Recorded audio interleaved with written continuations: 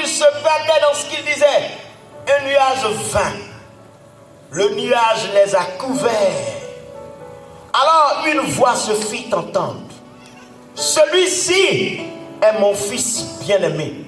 Là, il y a un additif, il y a un plus. Le jour du baptême, la voix dit, celui-ci est mon fils bien-aimé. Mais maintenant, la même voix dit, celui-ci est mon fils bien-aimé. Écoutez-le. La Bible dit au temps d'Élisée, il y avait des lépreux en Israël. Mais c'est Naaman l'étranger qui a été secouru. Mais pourquoi la grâce n'est pas tombée sur les fils, les héritiers, mais que la grâce est tombée sur les étrangers? Parce que les héritiers n'avaient pas le temps d'écouter. Celui-ci est mon fils bien-aimé. Écoutez-le. Tu dis ta cause est perdue. Tu dis tu es mort. Tu dis il n'y a plus rien à faire pour toi. Tu dis tu n'espères plus. Tu as dit où est Dieu? Tu as dit pense-t-il à moi? Tu as dit est-ce qu'il y a un Dieu pour moi? Il te dit, il t'a entendu, il a pris ta préoccupation en compte et il a envoyé quelqu'un. Celui qui l'a envoyé c'est son fils. Il te dit, il t'indique, il martèle, il souligne, il est mon fils et il te dit écoute-le. S'il y a quelqu'un qu'il faut écouter, c'est Jésus-Christ de Nazareth. S'il y a quelqu'un à qui on ne tourne pas le dos, c'est Jésus-Christ de Nazareth. S'il y a quelqu'un sur le chemin de qui il faut obligatoirement s'arrêter, sans qu'il ne porte une arme à feu ou un galon de policier ou de gendarme, c'est Jésus-Christ de Nazareth. S'il y a quelqu'un à qui il faut faire attention, je dis bien attention, c'est Jésus-Christ de Nazareth. S'il y a quelqu'un à qui il faut ouvrir la porte de son cœur et de sa maison, c'est Jésus-Christ de Nazareth. S'il y a quelqu'un qu'il faut recevoir précipitamment, abandonnant tout ce que nous sommes en train de faire, c'est Jésus-Christ de Nazareth. Écoutez-le. Qui tu écoutes? Qui tu écoutes? Aujourd'hui, les hommes ont tous été connectés à une habitude de laquelle ils ne peuvent se défaire. Et cette habitude se trouve dans un petit appareil qu'on appelle le téléphone. D'aucuns peuvent écouter leur téléphone du matin au soir. Depuis que tu écoutes ton téléphone, qu'est-ce que ton téléphone a changé? Depuis que tu écoutes la télévision, qu'est-ce que la télévision a changé? Depuis que tu écoutes la radio a changé quoi? Depuis que tu écoutes les commérages, ça a changé quoi? C'est parce que tu n'as pas écouté la bonne personne. Je te file la révélation. C'était une femme qui perdait du sang depuis 12 ans. 12, le chiffre de la fondation. On lui dit, il y a tel mestre ici, elle part. Il y a un autre là-bas, elle part. Il y a un autre ici, elle part. Ils l'ont prise comme un cobaye expérimental de leur nouvelle, ou sinon de leur trouvaille. Son état est allé en s'empirant. La Bible dit un jour qu'elle était au fond du désespoir, elle a entendu parler de Jésus. Ça suffit pour que tout change. Tu veux un autre exemple?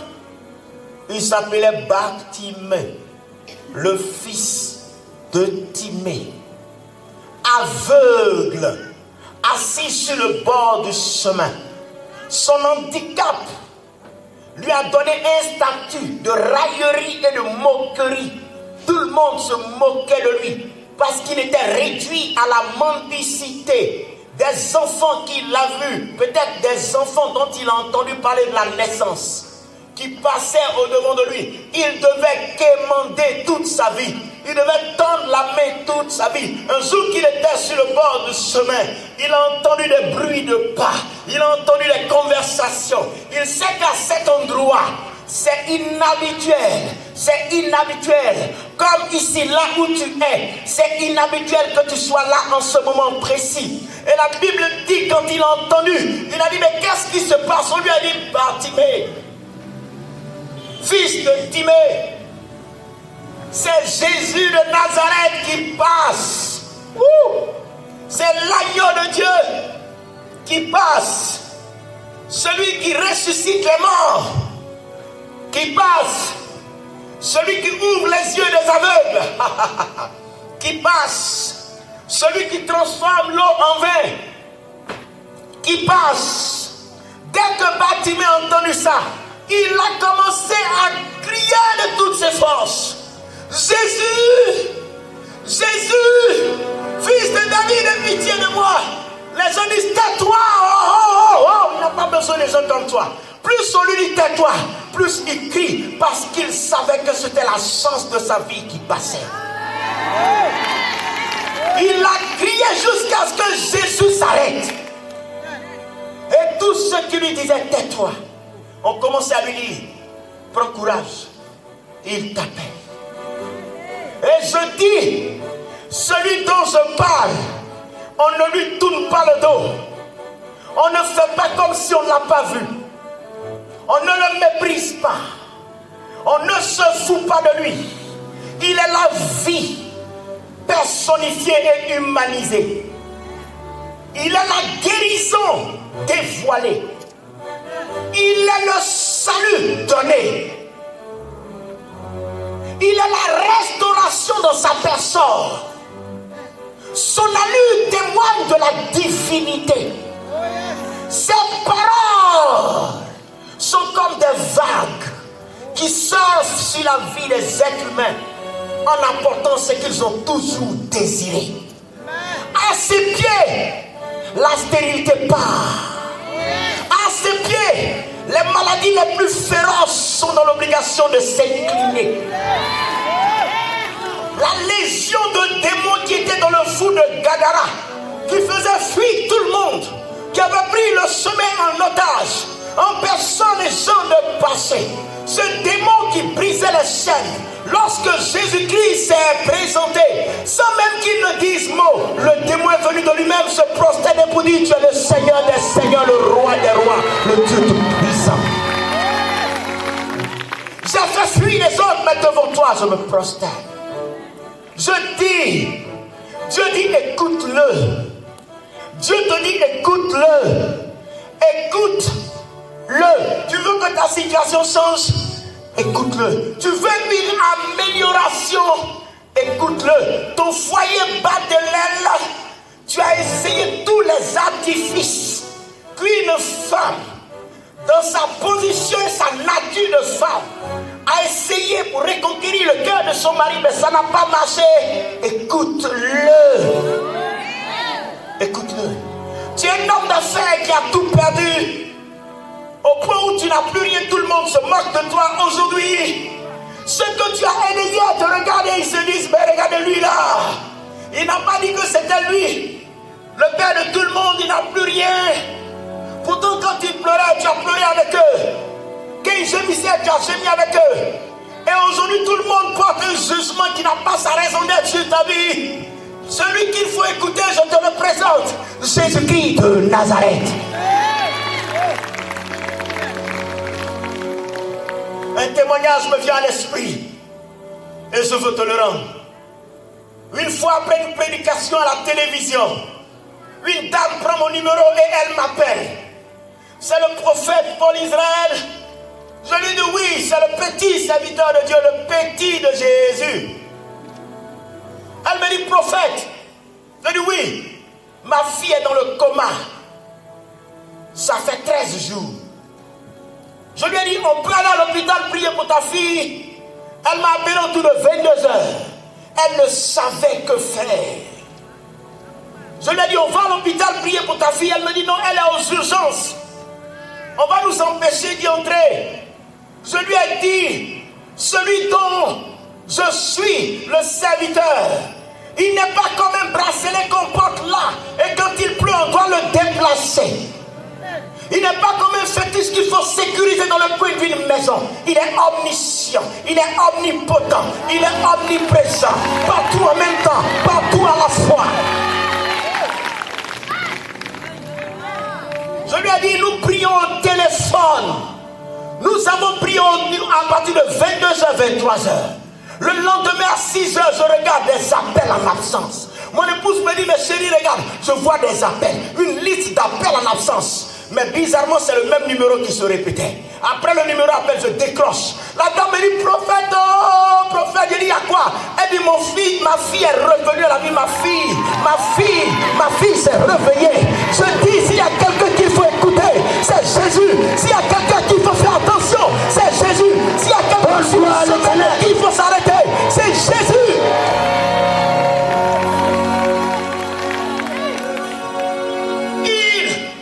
S'appelle Jésus-Christ de Nazareth. Je ne parle pas de ceux-là qui se font passer pour lui aujourd'hui.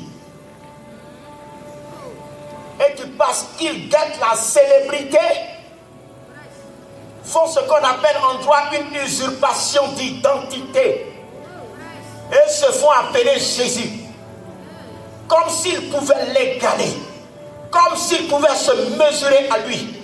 Lorsqu'il était question de ce qu'il vient et qu'il meurt à la croix, il n'y a pas eu un qui s'est fait appeler Jésus. Maintenant qu'il a tout accompli à la croix, qu'il a été levé dans la gloire, vous sortez de votre coin et vous vous faites passer pour Jésus. Il n'y a qu'un seul Jésus. Il est mort, il est ressuscité, il est monté au ciel, il est assis à la droite de Dieu le Père et il revient bientôt.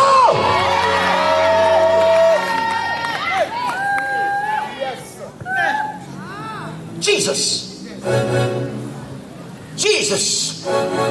S'il y a quelqu'un qu'il faut écouter, c'est Jésus. Tu as trop écouté les gens. Ma copine, tu sais. Hey, mon frère, tu sais. Waouh. Mon collègue, tu sais. Tu écoutes tout le monde. Mais tu n'as même pas une minute pour lire ta Bible. Avant de dormir, avant de fermer les yeux, c'est Facebook, c'est TikTok, c'est YouTube. Je n'ai pas dit que c'est mauvais. Il faut savoir utiliser ces réseaux-là. Dès que tu fermes les yeux, avant de dormir, Seigneur, je t'ai loué, je t'ai béni, je t'ai glorifié à coup. Le lendemain matin, quand tu te réveilles, où je m'étais arrêté sur TikTok là. Celle-là aussi, Béret là, celle-là, son gourmet, ça va finir quand? C'est parce que tu es tout le temps en train d'écouter Béret gourmet que ta situation ne change pas. Si seulement tu pouvais écouter celui dont je te parle, 5 minutes, 10 minutes, 20 minutes, 30 minutes, tu allais voir que ta vie allait changer. Ce que tu attendais depuis 30 ans, depuis 5 ans, depuis 10 ans, depuis 3 ans, allait évoluer. C'est Jésus qu'il faut écouter.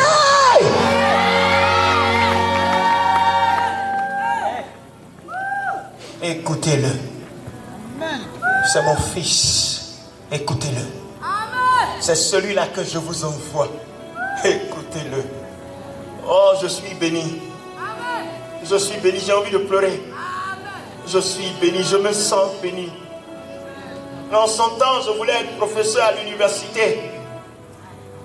Il allait me chercher à l'université. Il dit, laisse ça. Viens, tu vas faire mon travail. Il dit, non. Si je ne suis pas professeur, je vais être avocat international. Ça, c'était mon rêve. Il dit, laisse avocat international. J'ai lutté avec lui. Mais on ne lutte jamais avec lui sans qu'il ne gagne. Il n'y a pas une bataille qu'il perd. Il n'y a pas un combat qu'il perd. La bataille est grande, il gagnera. La bataille est petite, il gagnera. La lutte est âpre, il gagnera. Tu es fort, il gagnera. Peut-être pour les hommes, tu es fort, mais devant lui, il n'y a pas de fort, car tout genou fléchit et toute langue confesse qu'il est Seigneur.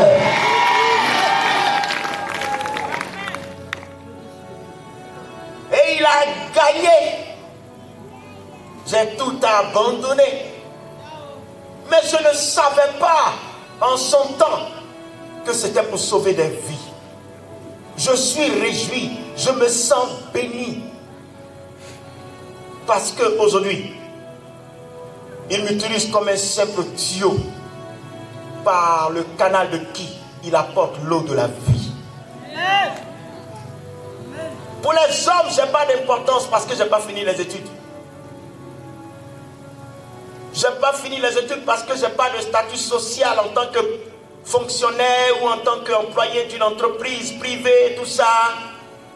Mais lorsque je lève les yeux au ciel et que je regarde, je vois comme Étienne, quand je vois mon Père qui me dit, tu es mon serviteur. Et ça me suffit. C'est lui qu'il faut écouter.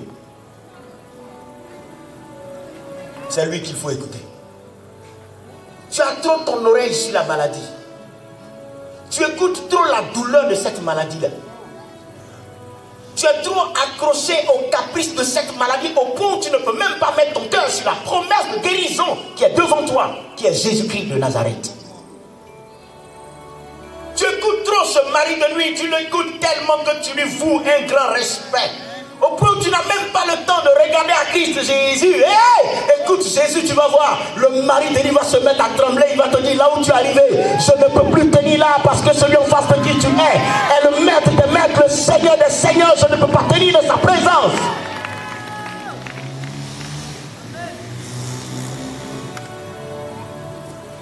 L'agneau de Dieu.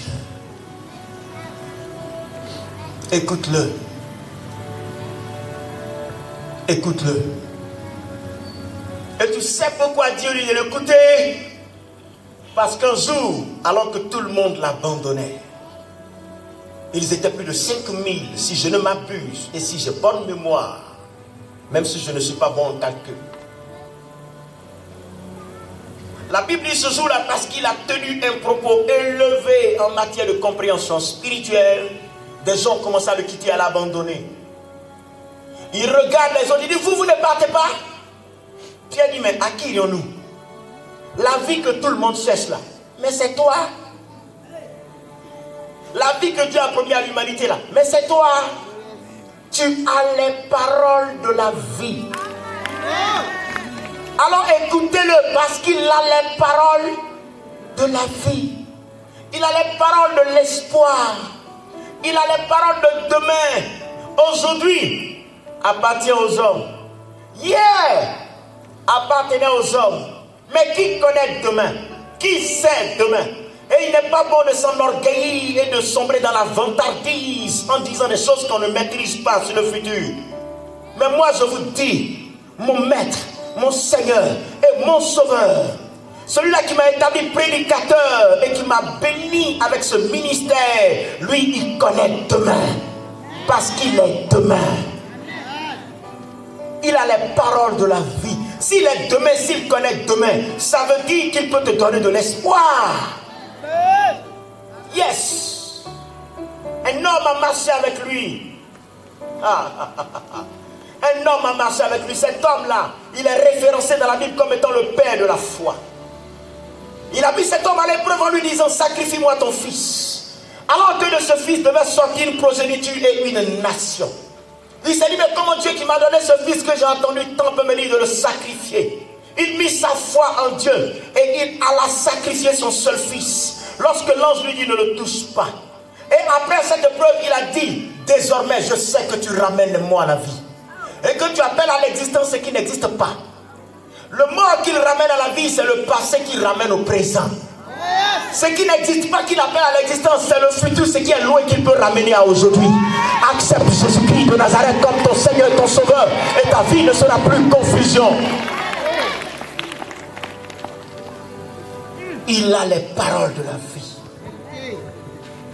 Mon fils, il a les paroles de la vie. Léon, il a les paroles de la vie. Eric,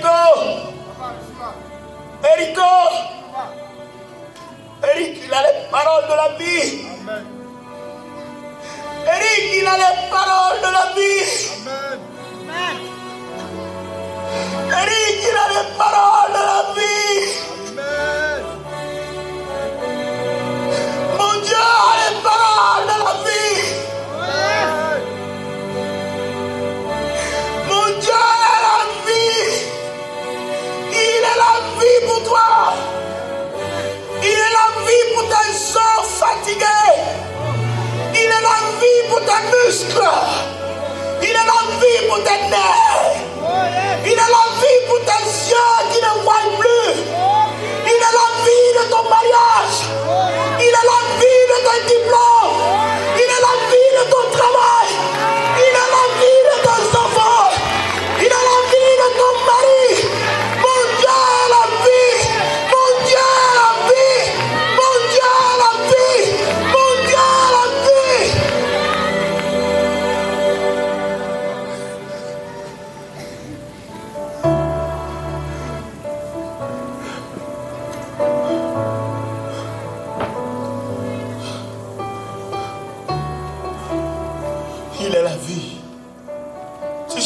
vie. Tu cherches la vie. La vie s'adresse à toi aujourd'hui. Tu cherches la vie. La vie te parle aujourd'hui. Et la vie, c'est Jésus. La vie, c'est Jésus. Quand tu as attendu quelqu'un longtemps, on t'a dit qu'on devait te faire une commission. À supposer que tu es aux États-Unis. Et on t'a appelé depuis Garayo pour te dire on te fera une commission. On envoie quelqu'un vers toi, te fait une commission. Tu dors, mais tu penses à celui qu'on a envoyé. Tu manges, mais tu penses à la commission. Tu vas au travail, mais tu penses à la commission. Tu es pressé d'être en présence de celui-là qu'on a envoyé vers toi. Et lorsque celui qu'on a envoyé vers toi te fait la commission arrive, eh bien tu manifestes ton impatience de voir ce qu'il va te dire. Tu es comme accroché à ses lèvres, tu lui dis mais parle, vas-y. J'attendais cette commission depuis. Et je sais qu'aujourd'hui, au stade de cette prédication, quelqu'un se dit mais si c'est celui que Dieu a envoyé que je dois l'écouter, qu'est-ce qu'il a à me dire? Eh bien voici ce que Jésus dit. Matthieu 11, le verset 18. Jésus dit ceci. Venez à moi, vous tous qui êtes fatigués et chargés, je vous donnerai du repos. Venez à moi, vous tous qui êtes fatigués et chargés, je vous donnerai du repos. Venez à moi, vous tous qui êtes chargés et fatigués, je vous donnerai du repos. Venez, venez, venez, venez à moi, vous tous qui êtes chargés et fatigués, je vous donnerai du repos. Voici ce que Jésus dit. Voici ce que Jésus dit. Voilà pourquoi Dieu dit, il faut l'écouter. Matthieu 28, le verset 18, il dit, tout pouvoir m'a été donné dans le ciel, sur la terre. C'est pourquoi il te dit de venir. Il a le pouvoir sur la maladie. Il a le pouvoir sur la mort. Il a le pouvoir sur la mer, sur les vents, sur la pluie, sur l'océan. Il a le pouvoir de tout. Et il dit, tout pouvoir m'a été donné dans le ciel et sur la terre. Celui qui t'appelle n'est pas un faiblard. Il y a des dieux qui se disent Dieu lorsqu'il n'y a pas de défi. Mais lui, il n'est pas un faux Dieu. Il est le véritable. Il est le ressuscité et le vivant. Il est celui-là qui tient les clés de la mort et du séjour des morts. Il est celui-là qui a défié l'enfer. Il est celui-là qui ramène les morts à la vie. Tu n'as jamais lu l'histoire de Lazare? 4 jours après la mort de Lazare, il est revenu à la vie. Et je l'ai vu faire des choses. Je l'ai vu accomplir des choses. Mes enfants qui sont avec moi, qui sont venus, savent de quoi je parle. I saw him. Je l'ai vu accomplir des choses. Une fois, je prêchais à la télévision. Une femme qui avait son mari qui était fou. Elle a déposé son mari devant l'écran. La prédication finie, l'esprit de folie est parti. J'ai ma fille Agnès qui malheureusement n'est pas venue. Agnès, si tu me suis dans cette vidéo, que Dieu te bénisse. J'ai sorti mon premier album. Elle a pris le CD. Elle a tendu le CD à son fils. Et elle a dit à son fils, va donner ce CD à ta femme. Vous savez pourquoi? Cette femme avait été opérée. Et on lui avait enlevé l'utérus, les tortues. Le monsieur donne le CD à sa femme. Il part au travail. La dame met le CD. Et dans le CD, je chante ceci. Le nom de Jésus n'a pas perdu son efficacité. Le sang de Jésus n'a pas perdu son efficacité. Et pendant que la femme écoute le CD toute seule, l'onction tombe sur elle. Elle se relève lorsque son mari revient du travail. Elle lui dit, mais il y a quoi dans ton CD là? Il dit, mais c'est un CD. 2 semaines après, la femme dit à son mari, je suis enceinte. Il dit, mais tu es folle. Il dit, tu es folle. Elle dit, je suis une femme. Je dis, je suis enceinte. Il dit, oh, arrête tes plaisanteries là. 3 semaines, 1 mois, Ils s'en vont à l'hôpital. L'enfant est calé dans un utérus tout neuf.